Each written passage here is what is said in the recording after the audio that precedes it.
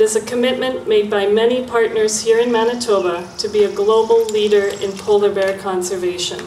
I'm standing here at the International Polar Bear Conservation Center, which is under construction here at the Assiniboine Park Zoo.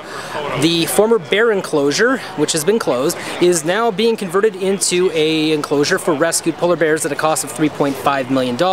It's being built up to Manitoba Conservation standard to house the species. Before, the zoo actually couldn't have polar bears. Up to 6 bears will be held here. They won't be on display to the public at first, but eventually they'll be acclimatized to be placed at other zoos. So animals arriving in the center would come and with picker truck crate would be put up into this location. Most animals arriving would be fairly young cubs and as such fairly lightweight. You come from the heavy pole here along the rockwork over to the corner here and follow the other side where about the line where the shade structure and the log is. That was the exhibit. Then we had a large moat, that was the separation because the public used to come right to this edge. The challenge with that is it's more or less all concrete and the bears love to dig.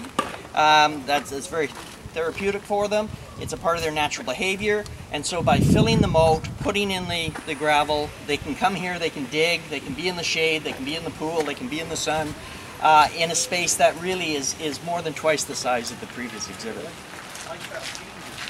Our advisory committee that we introduced a few minutes ago are having their inaugural meeting today, and one of the first items on the agenda is what is the right niche for the IPBCC? Where do we start?